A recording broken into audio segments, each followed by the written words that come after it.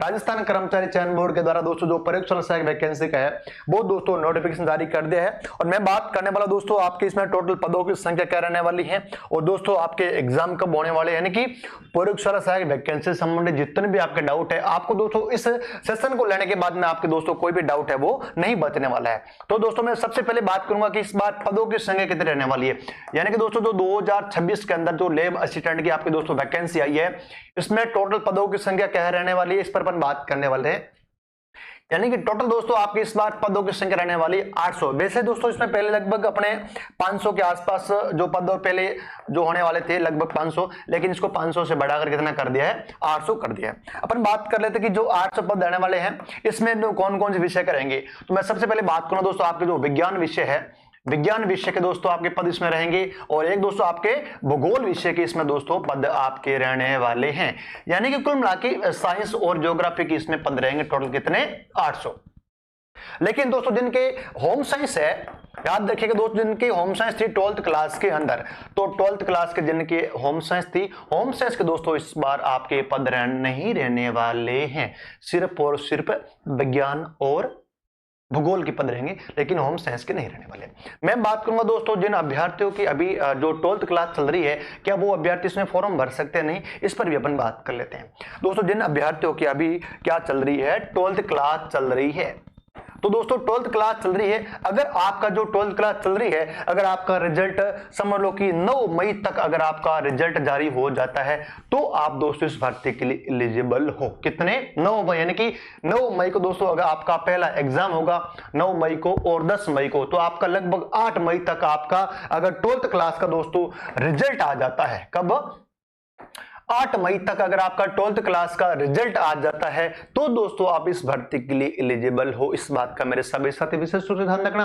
अब मैं बात करूंगा दोस्तों कि आपके फोरम कब शुरू होंगे, यानी कि प्रयोगशाला सहायक के फोरम कब शुरू होंगे इस पर अपन बात कर लेते हैं। तो दोस्तों आपके फोरम है वो आपके 27 जनवरी 2026 से लेकर कब तक चलेंगे सर 25 फरवरी तक चलेंगे।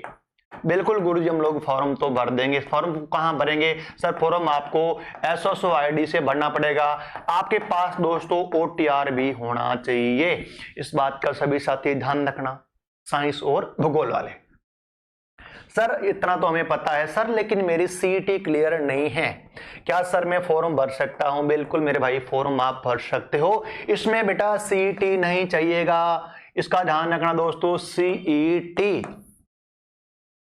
दोस्तों इसमें आपके नहीं चाहिए, ओनली फॉर कितना 12वीं पास दोस्तों अगर आपने कर रखी है, चाहे आपकी भूगोल विषय से हो चाहे आपकी साइंस विषय से हो, तो दोस्तों आप भर सकते हो। लेकिन एक बच्चे का एक माइंड में एक इमेज बन रही थी, हमेशा बच्चे मेरे से पूछते हैं कि क्या सर जो हम भूगोल से लैब असिस्टेंट बनेंगे तो सर हमें नियुक्ति कहाँ देगी। तो स्पेशली ध्यान रखना जो भूगोल से लैब असिस्टेंट बनेंगे उनको स्पेशली दोस्तों कॉलेज में दिया जाएगा, क्योंकि स्कूल के अंदर दोस्तों भूगोल के पद होते ही नहीं है, लेकिन साइंस वालों को स्कूल में भी दे सकते हैं और कॉलेज है और बाकी जिस डिपार्टमेंट वैकेंसी आएगी उसमें अलग अलग पदों का दोस्तों डिवाइडेशन होने वाला है।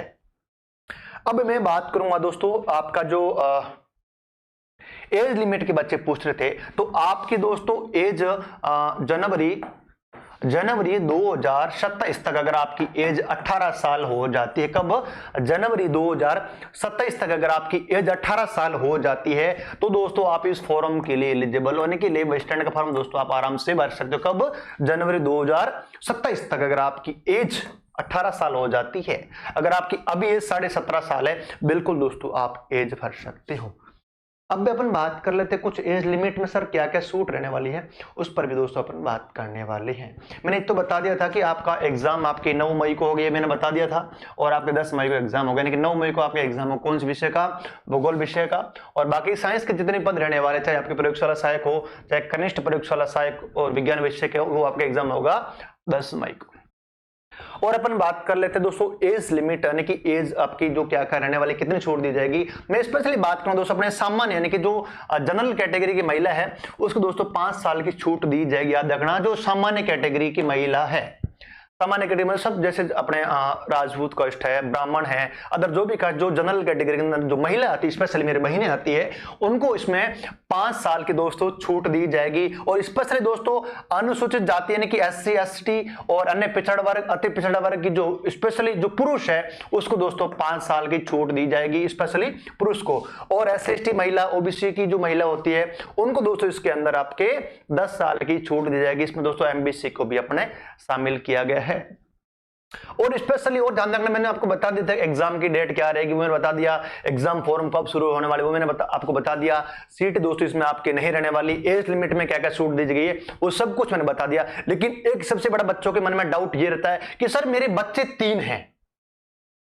अगर दोस्तों आपके 2003 के बाद में, याद रखना दोस्तों 2003 के बाद, 2002 को मान के चलो आप, 2002 के बाद में अगर आपके 3 बच्चे हैं तो दोस्तों आप इस परीक्षा के अंदर फॉर्म नहीं भर सकते। गुरुजी मेरा तो बच्चा 2001 में हो गया था, लेकिन सर मेरा 4 बच्चा है। बिल्कुल मेरे भाई आप फॉर्म भर सकते हो, बिल्कुल फॉर्म आप भर सकते हो, लेकिन 2002 के बाद दोस्तों मैं बात कर लेता हूं अपने जो स्पेशली कब, 1 जून 2002, याद रखना स्पेशली कब, जून 2002।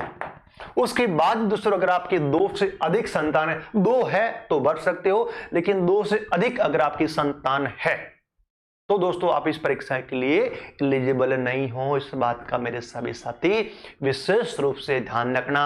लेकिन दोस्तों जो आपका नोटिफिकेशन आया है, इस नोटिफिकेशन दोस्तों में आपको प्रैक्टिसफुल एकेडमी का जो टेलीग्राम चैनल है, उस टेलीग्राम चैनल पर दोस्तों मैं आपकी इस वीडियो का जो नोटिफिकेशन स्पेशली वो मैं आपको भेज दूंगा, उसको आप अच्छे से पढ़ लेना। लेकिन दोस्तों जो मेन पॉइंट था, उस मेन पॉइंट दोस्तों मैंने आपको यहां पर समझा दिया था कि आपका एग्जाम फॉर्म कब शुरू होंगे, एग्जाम डेट क्या रहेगी, सीटी होगी नहीं होगी, कितनी पद रहेगी, एज लिमिट क्या रहेगी, ये दोस्तों मेन चीजें थी, उसका दोस्तों मैंने आपको बता दिया गया। लेकिन दोस्तों एक बात और कहूंगा, जिनकी स्पेशली विज्ञान विषय है उनको क्या करना है मैं बता देता हूं कि सबसे पहले आपको क्या करना है, जो सर्वोदय कैरियर इंस्टीट्यूट जो एप्लीकेशन है उसको आपको डाउनलोड करना है। वहां से दोस्तों आपका सामान्य विज्ञान यानी कि आपके दोस्तों फिजिक्स है, केमिस्ट्री है, बायोलॉजी है, यहाँ की दोस्तों आपको अलग अलग यहाँ पर आपको बुक मिल जाएगी। अगर आपकी मीडियम इंग्लिश है, चाहे आपकी हिंदी है, सभी की स्पेशली प्रयोगशाला से आपके दोस्तों BL DUD की बहुत ही शानदार बुक है। आप जयपुर के किसी भी बुक डिपो से ले सकते हो, आप चाहो तो उन एप्लीकेशन से भी मंगा सकते हो, या फिर राजस्थान में आप कहीं से भी, आपको बाड़मेर से हो, चाहे आप कोटा से हो, जोधपुर से हो, गंगानगर से हो, आप राजस्थान किसी भी बुक डिपो पे जाके बता देना कि सर हमें BL DUD सर की जो अपने लेब असिस्टेंट की बुक चाहिए, बिल्कुल आपको मिल जाएगी। बहुत ही शानदार है, बाबूलाल जी बहुत ही शानदार अच्छे इंसान है, और वो खुद लेब असिस्टेंट के सिलेक्टेड है, बहुत ही अच्छी बुक है, मैं इसमें से लिखूंगा। राजस्थान के अलावा और भी स्टेट के अंदर जो भी लेब असिस्टेंट वैकेंसी होती है उसमें बहुत ही मैं बताऊंगा, लगभग मैंने देखा है कि 80% मैटर दोस्तों वहां पर मिल जाता है। बहुत ही शानदार, बहुत ही हार्डवर्क इंसान है, बहुत ही अच्छे इंसान है। तो स्पेशली मैं आपको कहूंगा कि लेब असिस्टेंट के लिए आपको, साइंस के लिए आपको वो वाली बुक पढ़नी चाहिए। और अगले वीडियो में आपको ये बताऊंगा कि आपको स्पेशली ज्योग्राफी के लिए कौन सी बुक पढ़नी चाहिए और इसका सिलेबस क्या रहने वाला है, इस पर दोस्तों अपन अगले वीडियो में डिस्कस करने वाले हैं। आई होप आपको मेरा वीडियो अच्छा लगा होगा, तो हमारे यूट्यूब चैनल को सब्सक्राइब जरूर कर लेना। बहुत बहुत धन्यवाद, शुक्रिया।